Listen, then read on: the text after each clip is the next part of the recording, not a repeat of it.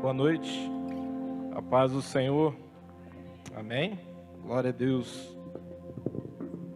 Pega a sua Bíblia, ou sua Bíblia reluzente aí.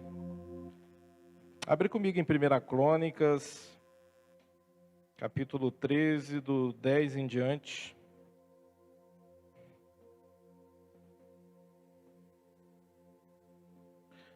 Primeira Crônicas, capítulo 13, do 10 em diante. Obrigado, minha irmã.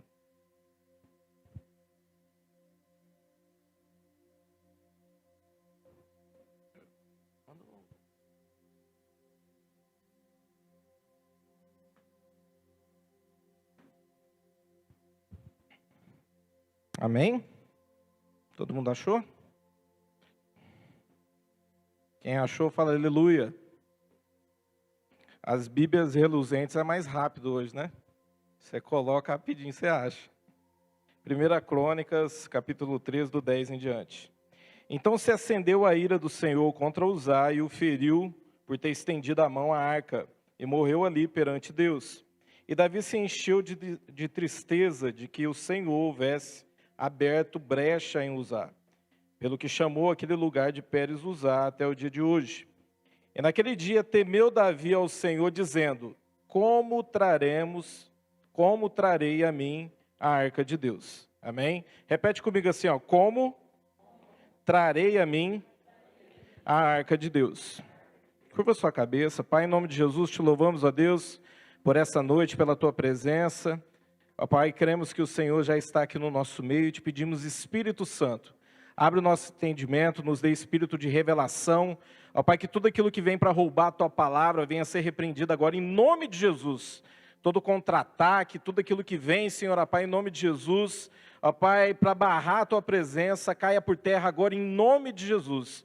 Declaramos, Espírito Santo, que o Senhor tem plena liberdade no nosso meio, atinge os nossos corações, fala conosco, nos ativa para a tua obra, que possamos compreender tudo aquilo que o Senhor tem para nós, esse alimento que o Senhor tem para nós nessa noite, em nome de Jesus. Amém?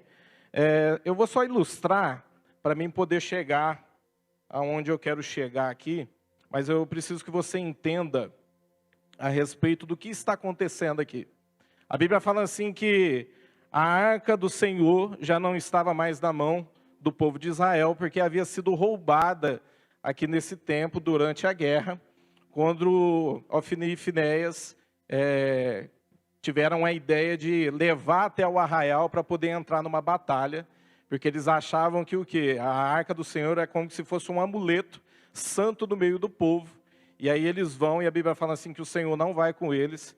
E ali muitas pessoas morrem ali, Ofni e Finéias morrem. O sacerdócio de Eli acaba porque ele cai da cadeira, quebra o seu pescoço e morre. Então muita coisa acontece aqui, e a Bíblia fala assim que a arca do Senhor ela é roubada e ela é levada até os filisteus. E eu vou fazer algo bem rápido aqui para você poder entender. A Bíblia fala assim que os filisteus pegam a arca, coloca dentro do templo de Dagon, que era o templo onde eles prestavam reverência a Dagon, que era o deus daquele lugar. E a Bíblia fala que no primeiro dia, quando é colocado ali, eles acordam pela manhã e Dagon está curvado, caiu, né, aquela estátua diante da presença de Deus. E a primeira coisa que Deus nos ensina aqui é que nenhuma potestade, nenhum dominador pode ficar de pé diante da presença de Deus. Amém? Isso é o que o Senhor está nos mostrando. E a Bíblia fala assim que aqueles homens colocam novamente de pé, e no outro dia, o que acontece? A estátua não só caiu, mas ela também perdeu a sua cabeça, porque quebra os seus braços, e ali fica só o seu tronco perante a arca do Senhor. E eles olham e começam a achar tudo muito esquisito. E aí que eu falo, querido, que você precisa, a Bíblia fala assim, o meu povo é destruído porque lhe falta conhecimento, porque não é só se envolver com a presença de Deus, mas também é você conhecer a palavra, e conhecer os princípios e os mandamentos, e também saber a como conduzir a presença de Deus. Eu creio que o que nós temos feito como igreja é buscado a presença de Deus, e isso é saudável.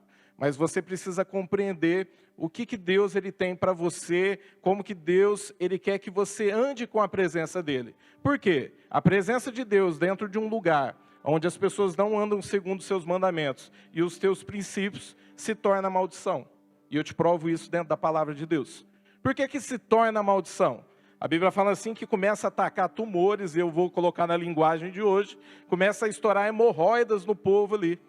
E a Bíblia fala assim que esse povo começa a sofrer com isso, e pessoas começam a morrer. E aí uma praga também de ratos começam a invadir, e ali havia 5 cidades que os filisteus governavam. Haviam 5 reis, 5 príncipes que estavam ali. E a Bíblia fala assim que as pragas começam a atacar, e esse povo começa a sentir tudo isso, e eles falam, o que é isso que está nos acontecendo? E aí eles vão consultar os adivinhadores. E os adivinhadores pegam e falam assim, ó, o que está acontecendo aqui é que o Deus de Israel está punindo vocês. E aí eles têm ali toda uma direção para colocar ela sobre uma arca, ou sobre um carro de boi, e esse carro de boi é levado até a casa de Abinadab. E o interessante, querido, que a Bíblia fala assim que como é que eles têm a comprovação de que é Deus que está querendo que a arca saia dali? A Bíblia fala assim que eles pegam 2 vacas, e essas 2 vacas tinham acabado de dar as suas crias. E quem conhece um pouco sobre isso aqui sabe que em nenhum momento as vacas se apartam das suas crias.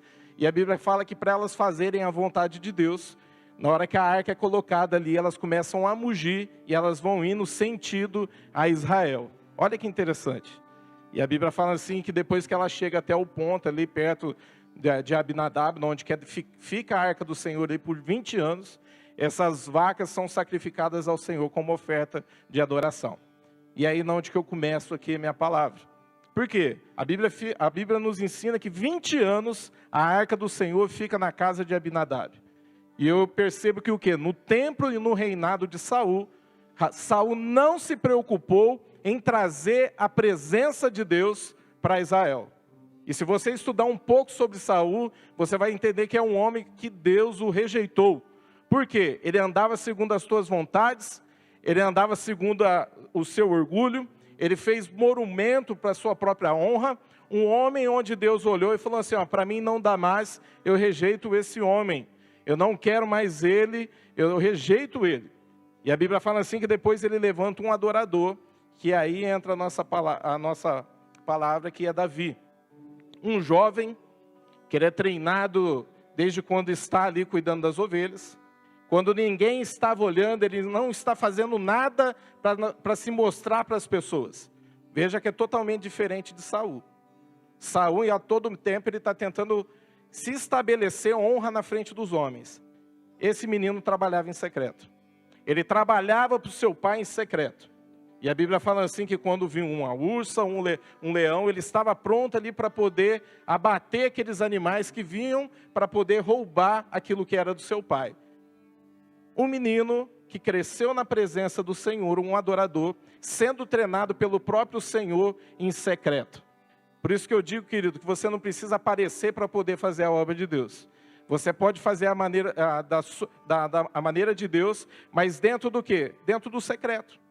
Faça em secreto. Amém? E a Bíblia fala assim que quando esse Davi já está reinando, ele lembra. Ele fala assim, eu preciso trazer a presença novamente para dentro de Israel.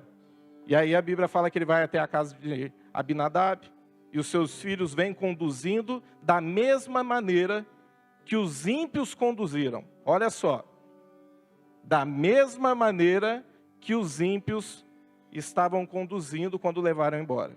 E aí passa por uma pedra, ela desliza, e aí Uzá vai lá e coloca sua mão e Deus fulmina ele. E eu fiquei perguntando para Deus por que Deus permitiu isso.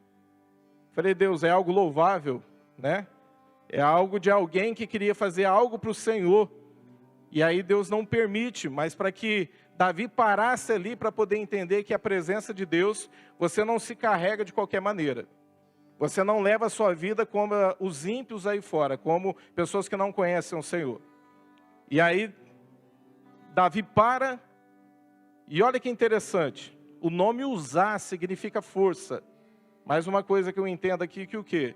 Você não conduz a presença de Deus com a sua força humana. Ele olha e pega e fala assim, como é que eu vou trazer a minha presença de Deus? Eu penso que naquele momento todo mundo entrou em choque, porque a gente lê as escrituras e a gente pensa que é o quê? Estava só meia dúzia de gente ali, não. A Bíblia fala assim que haviam 30 mil homens ali. Ele levantou guerreiros, outras pessoas que estavam acompanhando. E ali todo mundo para, há um silêncio, porque tem alguma coisa acontecendo de errado. E a Bíblia fala assim que ele faz o quê? Ele olha para uma casa, e existe uma casa lá onde mora Obed-Edom. E se você estudar sobre esse homem, a Bíblia fala muito pouco sobre ele. Mas a Bíblia, há um estudioso chama Flávio Josefo, ele é judeu, não foi cristão, mas ele conta que Obed-Edom era muito pobre e muito miserável. Olha que interessante.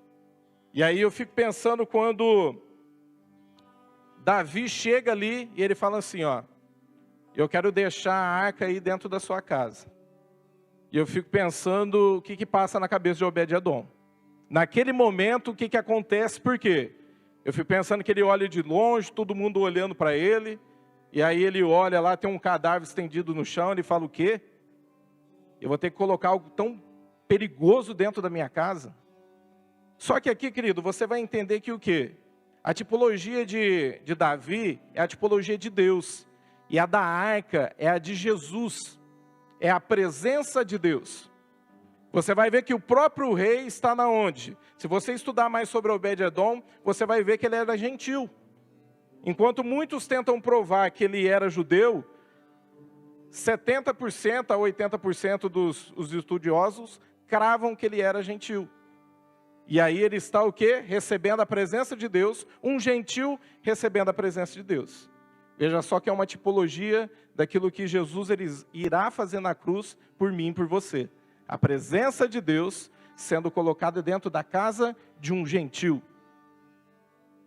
Uma das coisas que nós precisamos nos perguntar é como estamos carregando a presença de Deus. E a gente tem visto muitas coisas acontecendo nesse tempo de pandemia, né? Eu tenho visto muito escândalo acontecendo nas TVs, muitas pessoas sendo denunciadas, e eu vou olhando isso, eu vou falando misericórdia. Parece que agora tudo aquilo que estava encoberto debaixo do tapete vai aparecendo. Eu fiquei escandalizado com algumas coisas de denúncias que apareceram de pastores, onde eles pegavam e faziam o quê? Eles abusavam dos seus próprios fiéis. Eu vi uma matéria há um mês e meio atrás, de um pastor que foi denunciado, porque ele engravidou a membra da sua igreja, que ela faz um aborto dentro da sala dele, e ele que força ela a comer o seu próprio aborto. Olha que coisa louca, olha que coisa satânica, tentando encobrir debaixo de desespero algo que está acontecendo ali. E querido, eu falo para você, essas pessoas não são pastores. E talvez você olhe para mim e pegue e fale assim, você está sendo muito radical, e eu te provo dentro da palavra. Porque a palavra fala na parábola do bom pastor, que Jesus é a porta do aprisco. Que aquele que não passa pela porta, junto com as suas ovelhas, é ladrão e salteador. Como que o pastor ou o líder se torna ladrão e salteador? Quando ele usa da fraqueza daquela pessoa para poder fazer um mal, ou saquear ela de alguma maneira. E alguns pastores estão saqueando as emoções de pessoas que foram traídas, de alguma maneira, fazendo o quê? Tendo casos com elas. Porque usam do quê? Sendo mercenário de alguma maneira, abusando disso, usando essa fraqueza dessa pessoa, que está triste, magoada e tendo um caso com ela. Outros estão usando de maneiras, de que forma? Roubando os altares, forçando as pessoas a ofertarem a Deus. E tudo que é forçado, querido, você precisa rever. Se você está dando o teu dízimo forçado, a tua oferta forçada, você precisa parar. E se você está aprendendo assim, é hora de você parar e rever tudo sobre a tua vida. Porque oferta e dízimo não se dá forçado. Precisa ser tudo de gratidão. Se você é um verdadeiro adorador, você sabe do que eu estou falando. Tem gente que fica tentando provar, mas o teu dízimo a gente usa para você ter uma cadeira, um ar-condicionado. Querida, a gente tinha que ter um tipo de temor de poder falar esse tipo de coisa. Você não precisa provar para ninguém que ela precisa fazer isso. O verdadeiro adorador faz algo espontâneo, amém? O verdadeiro adorador é tocado pelo Espírito Santo, Porque a Bíblia fala assim que quem dá o crescimento na igreja não é o homem, não é o pastor, não são os líderes que esforçam, mas é o próprio Deus que dá o crescimento dentro da igreja. É o próprio Deus. Se você está vendo isso de uma maneira diferente, distorcida, é a hora de você parar e começar a rever todos os teus conceitos. Aí você fala assim, mas pastor, essas pessoas podem ficar no dia do arrebatamento? Podem não, eu tenho certeza. Sabe por quê? Porque a Bíblia fala assim, lá em Mateus 7, do 21 ao 23, que muitos vão chegar diante dele e vão falar assim, mas Senhor, em teu nome eu curei, eu expulsei demônios, eu profetizamos no teu nome. Ele fala assim, ó, afasta de mim, vós que praticais a iniquidade.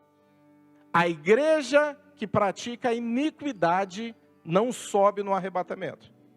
E iniquidade, querido, eu não estou falando de pecado, porque pecar, a gente peca todos os dias. Você pode pecar com uma mentirinha, com um pensamento, você peca. A iniquidade é aquele pecadinho de estimação que você carrega e você vai escondendo.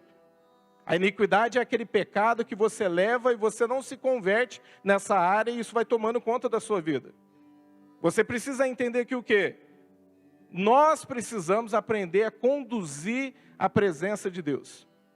Nós precisamos aprender a conduzir a presença do Altíssimo. Por quê? Porque nós somos o templo do Espírito Santo, amém? Quem aqui é templo do Espírito Santo? Glória a Deus. Você é o templo do Espírito Santo. Quem carrega a presença de Deus e não anda nos seus mandamentos, e não cumpre os seus princípios, faz da presença de Deus a própria maldição. Porque vai chegar uma hora que isso vai se tornar um fardo e um peso sobre a sua vida. Amém? A Bíblia fala assim que o quê? Essa arca é apresentada a Obed-Edom. E eu fico pensando que Obed-Edom não tinha como rejeitar, porque o próprio rei de Israel está dizendo que o quê? A arca tem que ficar aí. E essa arca vai ficar aí até eu descobrir a maneira que eu tenho que levar ela de volta para Israel. E o interessante, querido, que a Bíblia fala assim que Obed-Edom coloca essa arca lá. E se você começar a estudar, você vai ver que tem muito pouco sobre Obed-Edom. Se você começar a ler muito rápido, você vai perder situações aqui onde Deus fez algo tremendo e você vai perder do mais importante da vida de Obed-Edom.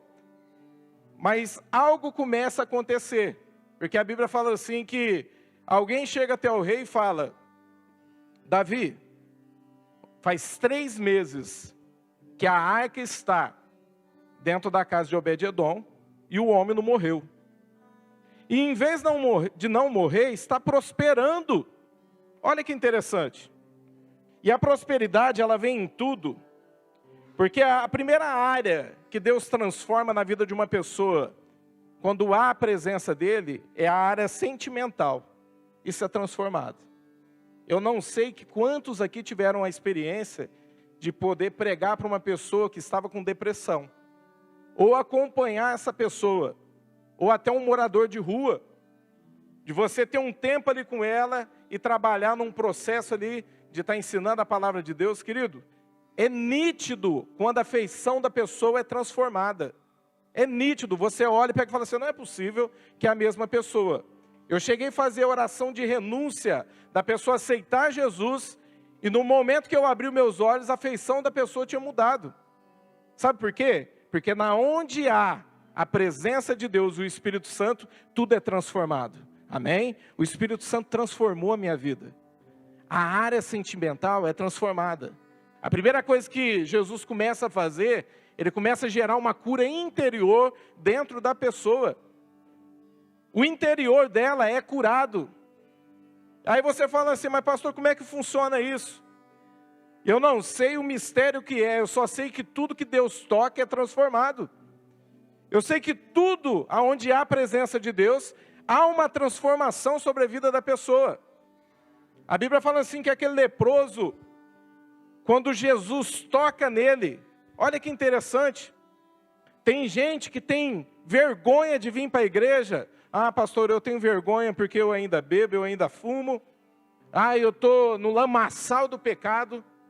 Às vezes as pessoas estão aqui dentro de alguma maneira, se enrolou na vida, e ela tem medo de até vir para frente para receber uma oração.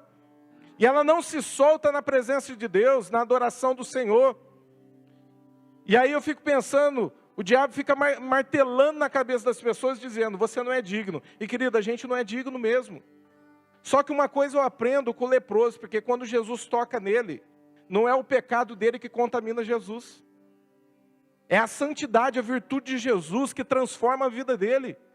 A primeira coisa que Jesus faz quando toca nele é curar a rejeição, porque ninguém ficava perto de um leproso. E se o leproso chegasse muito perto, eles pegavam pedra e era de costume arremessar pedra sobre esses leprosos para eles ficarem longe. Quando Jesus ele vai e toca nesse leproso, a primeira coisa que ele está curando é o interior. O primeiro processo, quando Jesus toca na tua vida, é curar o teu interior, é te deixar limpo. Tudo começa a ser transformado. A segunda coisa que é transformada é a área física. Eu vi pessoas onde Jesus curou instantaneamente. De curar mesmo.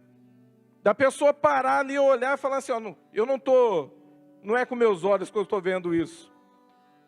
Eu gosto muito de fazer visita com o Xande, e algumas coisas o Xande me chama, fala, vamos lá, varão. E eu cheguei a presenciar assim, ó, curas instantâneas da gente orando e pessoas sendo curadas. Eu lembro de uma mulher que a gente foi até a casa dela, ela não aguentava pôr o pé no chão com uma tala nas pernas, e ela falou assim, ó, eu vou me matar, eu não aguento mais essa dor, era uma dor aguda, eu sinto a minha perna ferroando, eu tomo um remédio, nada tira mais essa dor. Eu já fui no médico, nada, ela não conseguia ficar em pé. E aí eu lembro que eu preguei para ela aceitou Jesus, e aí eu virei para ela e falei assim, ó, você crê que Jesus pode te curar agora? Ela virou e falou assim, ó, eu creio. Queridos, a gente orou, foi instantâneo. Ela levantou e ela começou a andar, e a dor cessou, e a enfermidade da perna dela foi embora. Algo assim, na nossa frente, a gente olhando e Deus operando. Eu já presenciei isso, de Deus fazer o quê? Transformar o corpo da pessoa. Um dia a gente foi fazer uma outra visita, a mulher, a gente já vinha fazendo um processo de visitas com ela na casa dela. Essa mulher, ela tem um braço atrofiado, e uma das pernas também, ela manca. E aí, a gente virou para ela e falou assim, ó, a senhora crê que Jesus pode endireitar o braço da senhora? Ela falou assim, eu creio. Eu falei, estica o teu braço. Ela esticou, ela não fazia mais que isso aqui. E a gente pegou no braço dela, e aí você tem que ser ousado, querido. A gente pegou no braço dela, o filho dela estava lá, o marido dela estava junto, e a gente começou a puxar, e começou, em nome de Jesus, seja curado, seja curado, seja curado, seja curado. E o braço da mulher ficou esticado. Sabe quanto tempo? Fazia mais de 10 anos que os braços dela não esticavam. Jesus curou ela ali, o filho dela começou a chorar, aceitou a Jesus, o marido dela aceitou a Jesus. E aí, interessante que eu falo assim, tudo é fé, né? O marido dela falou assim para o Xande, você é um homem de fé. Já a segunda vez que Deus opera milagre na minha frente. O Xande falou, eu não estou lembrado dessa outra vez. Ah, faz muitos anos. Aí virou para ele e falou assim, você não tinha uma variante?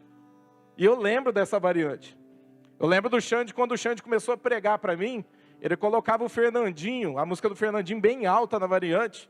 E aí eu estava com os colegas meus bebendo na esquina da minha casa no final de semana, de repente o Xande virava, tocando o Fernandinho, eu olhava para aquilo, eu queria pular dentro da arvinha, de tanta vergonha. E o Xande chegava, brecava na frente nossa, cadê o Porrada? O Porrada está aí? Era eu que estava lá, e ele foi lá para pregar para mim. Glória a Deus por isso. Ele falou, você não tinha uma variante? Eu falei assim, ele virou e falou, eu tinha. Ele falou, ó, eu lembro de uma vez que a gente passou pelo desvio, e eu estava contigo dentro desse carro.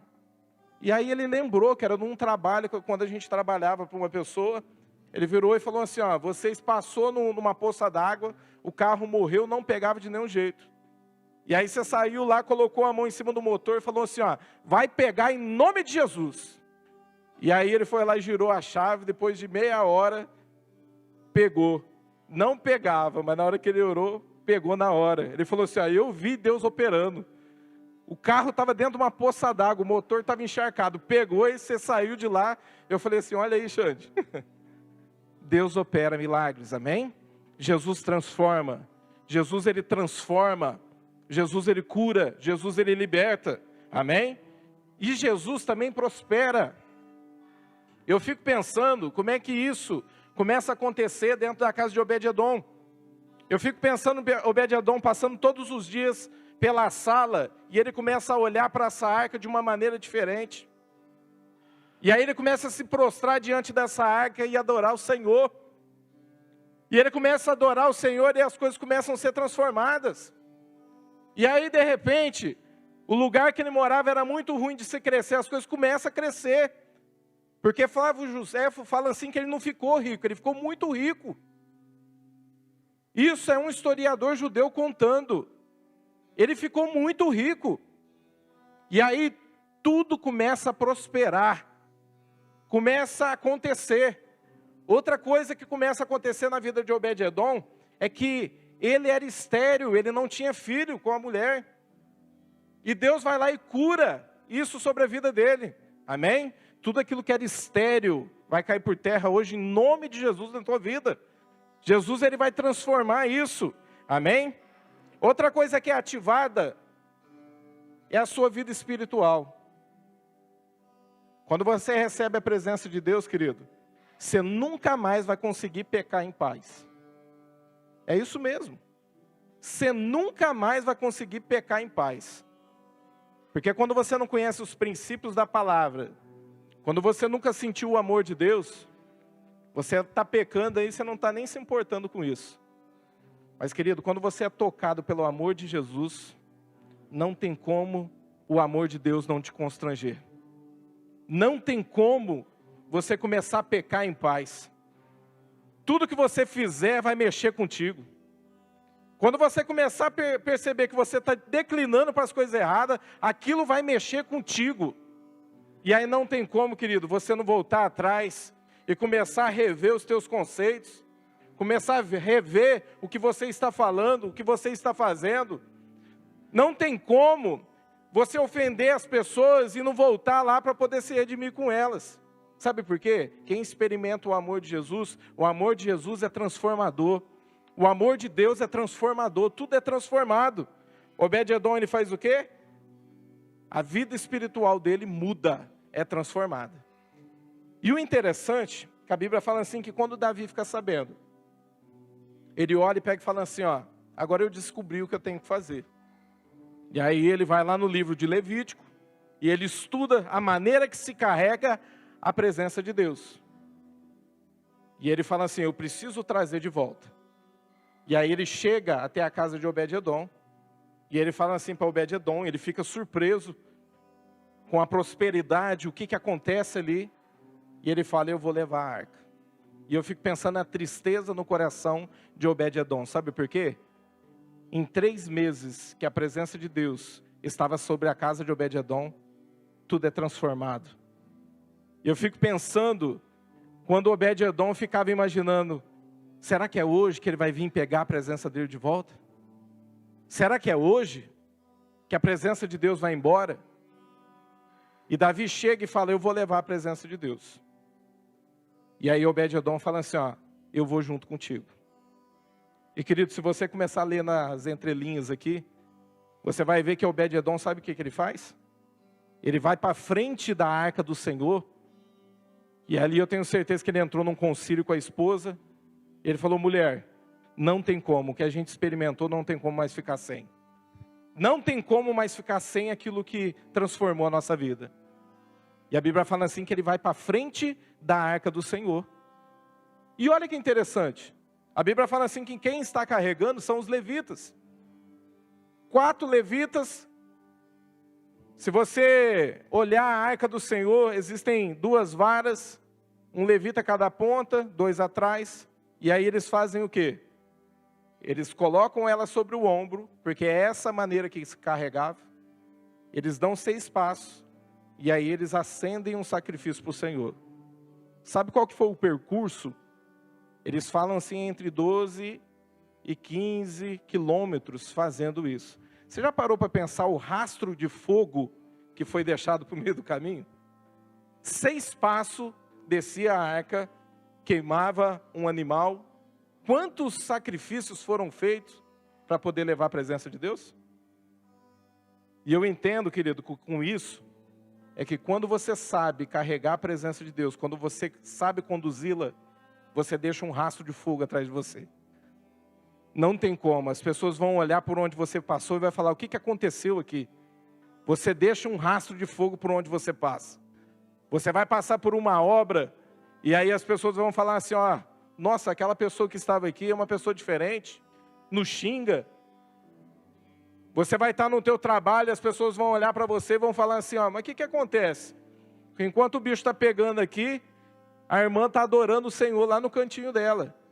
Quando você sabe conduzir a presença de Deus, você deixa um rastro de fogo. Amém? E olha que interessante. A Bíblia fala assim que Obed-edom, ele aprende a tocar a harpa no meio do caminho.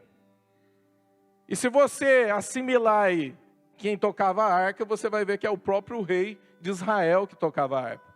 E eu acredito que ele aprendeu com o próprio Davi. Ele aprendeu a tocar a harpa. A Bíblia fala assim que ele se torna porteiro do santuário. E se você estudar sobre isso, você vai ver que só quem podia ficar no santuário do Senhor eram os levitas. Mas que como um gentil agora está num lugar onde somente aquele povo que era separado por Deus para poder fazer, poderia, e agora o gentil está ali. A Bíblia fala assim que ele se torna o porteiro do santuário. Isso está lá em 1 Crônicas 15, 18. Depois você vai aprender que Obed-edom se torna músico, porque ele aprendeu a tocar harpa, e toda vez que é conduzido a presença de Deus ali, a arca do Senhor, ele está tocando harpa. Olha que interessante isso. Isso está lá em 1 Crônicas 15, 19. Depois você vai aprender que ele se torna guardião do templo e da arca. Mas aonde isso? Você vai começar a ler os nomes, você vai ver que tudo quanto Davi está selecionando aqui para poder fazer, aparece o nome de Obed-edom. Isso está lá em 1 Crônicas 16, do 4 ao 5. Ele se torna guardião. E querido, não para por aí. A Bíblia fala assim que ele se torna ministro de adoração debaixo do governo de Asaf. Olha só, uma pessoa que é gentil se torna ministro de adoração. Isso está lá em 1 Crônicas 16, do 37 ao 38. Ele se torna ministro de adoração.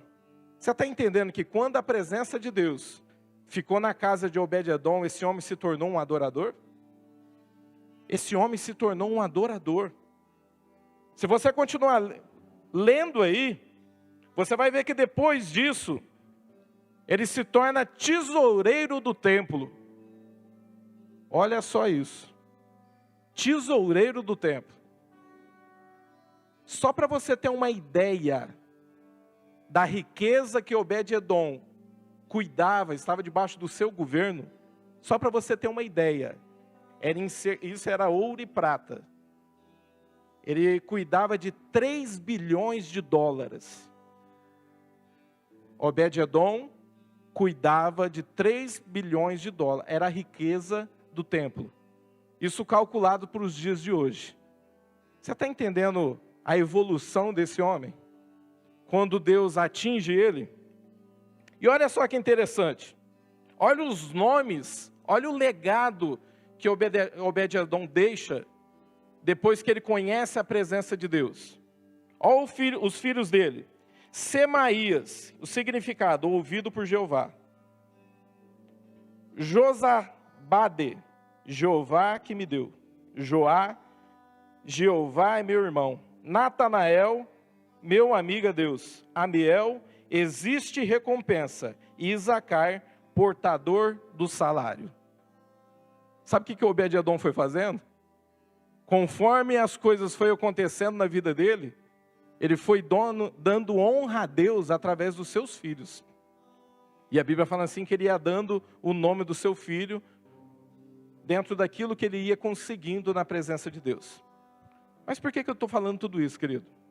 Olha o legado que Obed-edom deixa, deixando aqui os seus filhos com o nome que exaltavam o nome de Deus. Homens que ficaram debaixo de um cuidado. Quando eu olho tudo isso e vejo, mas somente os judeus poderiam fazer isso, eu aprendo que há exceção para tudo. E isso está falando dentro da lei, querido, não está falando no tempo da graça. Mas isso é uma tipologia daquilo que Jesus faria, por quê? Porque ele veio para aqueles que eram seus, mas os seus o rejeitaram. E graças a Deus por isso, hoje estamos aqui, amém? Jesus, ele te resgatou. O que eu quero que você entenda, querido, é o seguinte, que da mesma maneira que aquelas vacas mugiam para poder fazer a vontade de Deus, o próprio Jesus no jardim do Éden, do Getsemane, ele está ali sofrendo aflição, porque a Bíblia fala assim que ele suava gotas de sangue. A carne dele está sangrando, mas a alma dele está tão alinhada com o Espírito para fazer a vontade de Deus, que ele faz a carne dele sangrar para poder fazer a vontade de Deus. Você está entendendo que ninguém pode carregar a presença de Deus de qualquer maneira? Às vezes a gente começa a olhar para as pessoas aí fora e falar assim, pastor, por que a minha vida não está dando certo? E a pessoa que está lá fora, e a gente começa a olhar para isso. E a gente acha e começa a assimilar e achar que o quê? Você está bem, você está salvo, é você ser próspero. As pessoas olham para uma pessoa próspera e começam a assimilar esse tipo de coisa. Querido, ninguém é digno da salvação. Ninguém é digno, mas Jesus morreu por nós. Eu falei aqui esses dias, eu estava pregando quarta-feira, e uma das coisas que o Senhor falou muito profundo no meu coração, na hora que eles olham para Jesus e falam assim, se você é mesmo filho de Deus, por que você não desce dessa cruz? E aí eu falei assim, ó, poderia ter sido desta maneira, e comecei a imaginar na minha cabeça. Na hora que eles estavam aprontando a Jesus, Jesus começasse ali a transfigurar, e aí ele começa a passar as mãos pelos pregos, e os seus pés pelos pregos, ele começa a levitar, e ele diz assim, ó, eu sou o Deus. Mas não foi isso que aconteceu. Sabe por quê, querido? Jesus, ele não veio para poder provar nada para ninguém. A Bíblia fala assim que ele veio para livrar o mundo do pecado. Ele tinha que morrer por nós. Jesus tinha que morrer por nós. Jesus tinha que morrer para que o quê? Através do sangue dele, nós pudéssemos ser justificados. É através do sangue de Jesus que você é justificado todos os dias. Sabe por que as pessoas que ficarem depois do arrebatamento terão que provar a sua fé não negando a Jesus? Porque elas serão batizadas e nascerão de novo pelo sangue delas derramado. Você é justificado pelo sangue de Jesus, amém? A igreja do Senhor é justificada pelo sangue de Jesus. Olhe para você nesse momento. Como você tem conduzido a presença de Deus? Como você tem levado a tua vida? Nós temos feito como Jesus fez por nós? Nós temos olhado e colocado as nossas vidas todos os dias no altar do Senhor, ele olhado para nós, falado, Senhor, eu tenho andado segundo aquilo que o Senhor quer que eu faça? Tem gente que pega e fala assim, não pastor, está tudo certo, querido, nós somos tão falhos. Você precisa compreender que o quê? Que você nunca vai olhar e vai falar assim, eu sou merecedor do Espírito Santo. O Espírito Santo só está em nós, querido, porque é a gente que precisa dele. Nós não somos merecedores do Espírito Santo. O Espírito Santo só está em nós porque nós precisamos dele. Você precisa compreender o sacrifício na cruz. Você precisa olhar para começar a dar valor naquilo que Jesus ele fez por você. É você entender que o quê? Você não é digno porque você é bonzinho. E você não é digno porque você é santo demais. Às vezes a gente começa a comparar desse jeito. Toda oração que a gente faz na presença de Deus, fala, Senhor, hoje eu fiz a minha boa obra, eu sou bonzinho. Nada disso, querido, ninguém é merecedor de nada. Você não vai surpreender a Deus sendo bonzinho demais. Você também não frustra a Deus com o seu pecado. Tem gente que acha, fala, pastor, eu caí de novo. Se você caiu, se levante. Se levante novamente. Quando você se levanta e entende o que Jesus fez por você, você é justificado pelo sangue dele, querido. Se levante novamente, se arrependa. Abre comigo lá em João. Livro de João 5:24.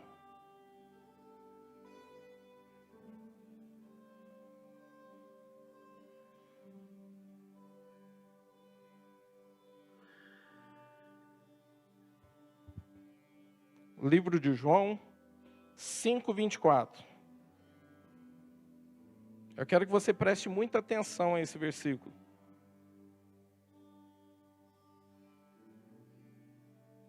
Eu afirmo a vocês que isto é verdade.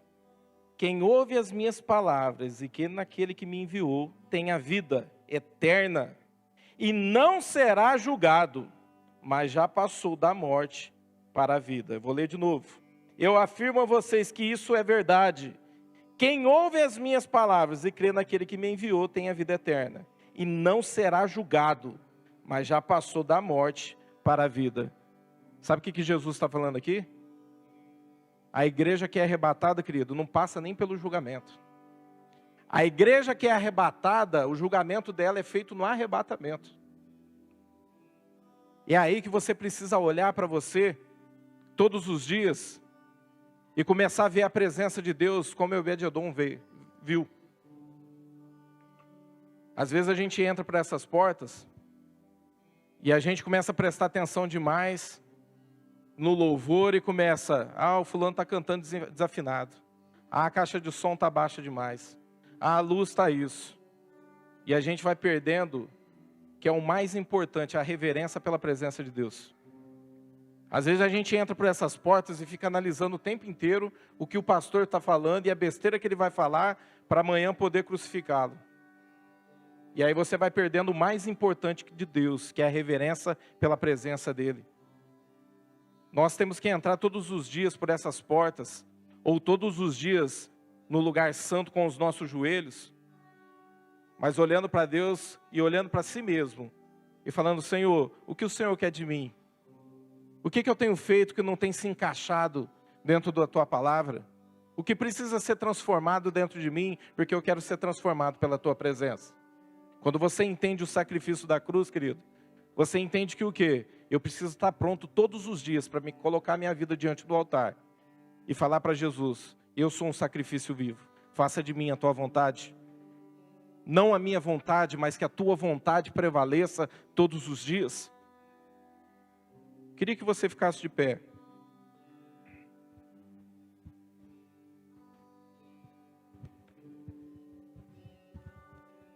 Nós aprendemos aqui de muitas maneiras, querido. Às vezes na ansiedade de Davi, de poder conduzir a presença de Deus logo e resolver o problema, ele acabou perdendo alguém que ele amava. Porque a Bíblia fala que ele ficou muito triste quando Uzá morreu.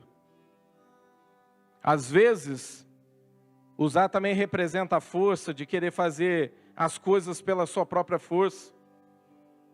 Eu sempre tenho falado, sempre tenho sentado com meus discípulos e tenho ensinado para eles que para você ser um condutor da presença de Deus, você não precisa aparecer. Porque às vezes a pessoa quer tanto se aparecer, que quando as coisas não funcionam, ela começa a ficar frustrada. E aí ela carrega aquela frustração dentro dela, porque ela ainda não entendeu o que Deus quer para ela. Às vezes você está olhando e focando para dentro da igreja e o Senhor te quer na rua. Às vezes, você está tão focado em pregar e o Senhor te quer no louvor. Se tem algo que está te frustrando e a presença de Deus está se tornando um peso para você, rever a sua vida. Começa a olhar para você e fala: Senhor, eu preciso mudar o meu foco aqui. Sabe por quê? O peixe, ele faz o trabalho dele muito bem dentro d'água. Mas fora d'água ele só vai pular e dar escândalo. Vai faltar ar, ele vai morrer. E eu não consigo nem entender o que é isso. Que o peixe consegue viver dentro d'água e fora d'água que tem ar ele não vive. Olhe para você agora. Olhe para a sua vida. Como você que tem carregado a presença de Deus. Comece a falar com Deus nesse momento. Quero que você tenha um tempo agora com Deus. Talvez essa oração, e eu não estou sendo radical demais, querido, é a que vai mudar a tua vida de hoje em diante. A oração que você fizer aí agora. Se ela for sincera, ela tem o poder de mudar a tua história. Comece a falar para Jesus agora. Pai, em nome de Jesus, Espírito Santo, ó Deus, te louvamos, ó Pai, por essa noite. Te louvamos, ó Deus, pela Tua presença, pela Tua palavra. Eu te louvo, ó Deus, por cada pessoa que aqui está. E eu te peço, Senhor Jesus, toca agora, Senhor, ó Pai, nas nossas vidas. Nos alinha, Senhor, ó Pai, dentro do Teu propósito. Nos alinha, Senhor, ó Pai, que possamos, ó Deus, rever as nossas vidas. Assim como Davi, ele começou a rever, Senhor, ó Pai, a maneira que ele tinha que conduzir a presença de Deus. Que possamos rever a nossa agora. Pai, em nome de Jesus, que possamos nos alinhar a Ti para o Teu propósito. Eu creio, Senhor, ó Pai, que há muitas pessoas, ó Pai, que perderam o foco, perderam o sentido das coisas, ó Pai, porque mudaram a direção, foram atraídas, ó Deus, para as coisas, ó Pai, muito fúteis. Pessoas que estão tristes, ó Pai, consigo mesmo, porque não conseguem produzir. Pessoas que estão tristes e frustradas, porque, Senhor, elas caíram. E eu te peço agora, Pai, em nome de Jesus, renova agora todas as coisas, ó Pai. Renova agora todas as coisas em nome de Jesus. Ó Pai, em nome de Jesus, assim como o Senhor fez na vida de Obed-Edom e na casa dele, que o Senhor comece agora a transformar a área sentimental. Ó Pai, que tudo aquilo, Senhor, ó Pai, que está perturbado, tem gerado tempestade. Pai, em nome de Jesus, eu te peço agora, entra agora sobre essas vidas. Eu libero a Tua paz, a Tua alegria, Senhor, ó Pai, sobre essas vidas, em nome de Jesus. Eu declaro que Tu és o provedor e a provisão. Ó Pai, Tu és o Deus, ó Pai, que abre portas, ó Pai. Abre as portas agora, Pai, em nome de Jesus. Abre as portas agora em nome de Jesus. Que possamos fazer para o Senhor tudo aquilo, ó Pai, que não é forçado, mas que flua de dentro de nós como, ó Pai, a Tua adoração. Que isso cresça, Pai. Que isso fale mais alto que nós. Pai, em nome de Jesus, ó Pai, o Espírito Santo vai trabalhando agora. Se há pessoas que precisam da libertação do Senhor, que o Senhor traga libertação agora. Envia os Teus anjos agora sobre a Tua igreja, Pai. Ó Pai, vai andando, ó Pai, sobre o meio dessas cadeiras. Vai tocando em pessoas agora, Senhor. Vai trazendo libertação sobre elas, ó Pai. Pai, em nome de Jesus, o Senhor conhece a oração, ó Pai, da Tua igreja. Se há pessoas aqui que estão fazendo orações sinceras, eu te peço, ó Pai, transforma essas vidas. Transforma agora em nome de Jesus, cura, liberta elas, ó Pai. Dê um sentido para a vida delas. Orebacharabasubecandaramanais. Orebecharacatalabassubecandaramanais. Ó Pai, em nome de Jesus. Orebexire-candaramanais. Querido, eu vejo pessoas deprimidas, que entraram por essas portas deprimidas, tristes, vazias. Coloca a mão sobre o teu coração agora. Repete essa oração comigo nesse momento. Fala assim: Senhor Jesus, nessa noite eu reconheço a minha dependência pela Tua presença. E eu te peço agora, Senhor, perdoa os meus pecados, me lava com o Teu sangue. Espírito Santo, faça da minha vida a Tua morada, a Tua casa favorita. Eu te aceito como Senhor e como o único Salvador da minha vida. Escreve meu nome agora no livro da vida, porque a partir de hoje eu sou nova criatura. A partir de hoje eu sou um adorador do Senhor. Eu vou crescer, eu vou multiplicar. As pessoas vão olhar para mim e verão a Tua paz, a Tua alegria, a provisão do Senhor. Pai, em nome de Jesus, eu te peço agora, Senhor, Pai, sela essas orações agora, Senhor. Sela essas orações agora em nome de Jesus. Pai, eu te louvo por esse momento.